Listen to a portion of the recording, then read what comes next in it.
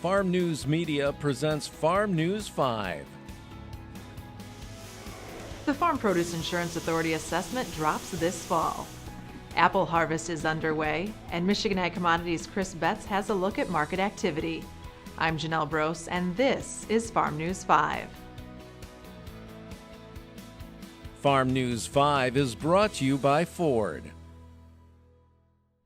Apple harvest is early this year thanks to an early bloom period this spring.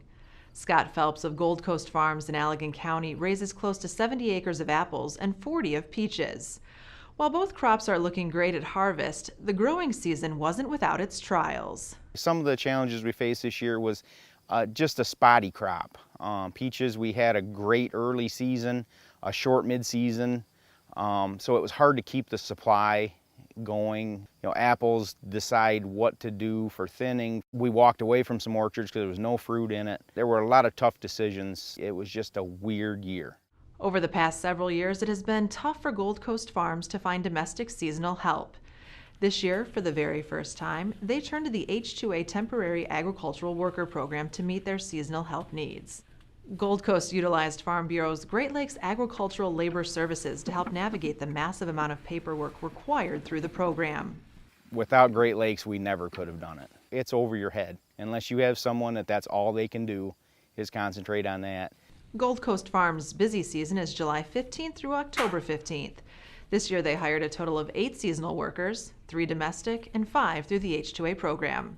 The labor force is just not there. It doesn't matter what business you go to now, everyone needs help. It's been a great deal, but I think unless you get involved with H-2A, there's no future in farming.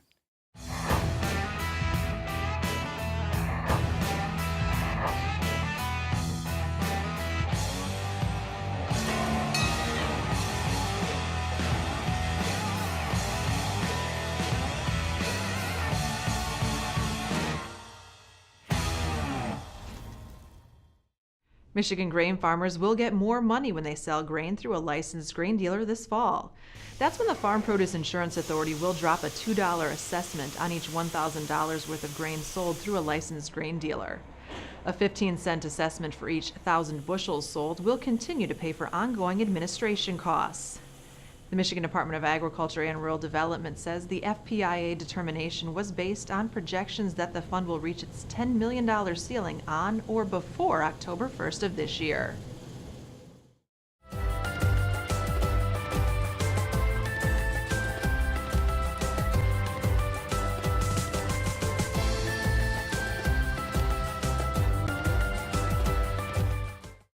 Last month, Michigan Farm News video producer Steve Paradiso spent several days chronicling the Flint Hills wildfire that spread throughout Oklahoma and Kansas in March.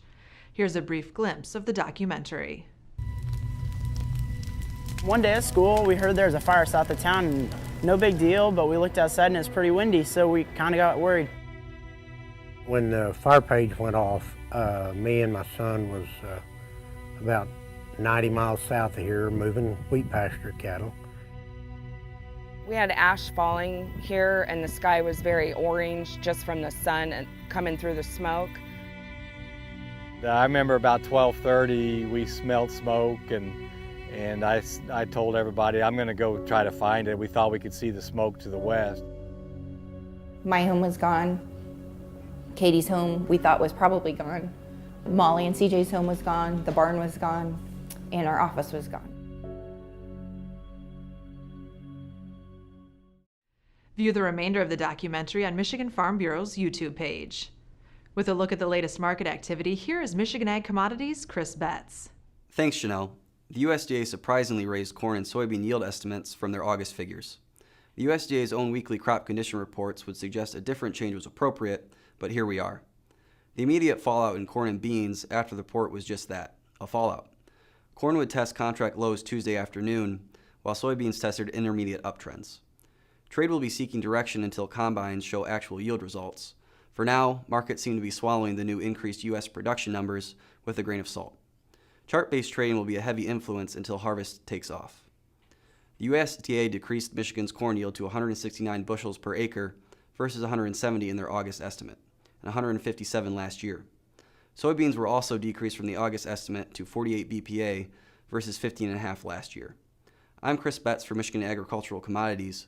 For more market information, go to michag.com. For more news and video, visit MichiganFarmNews.com.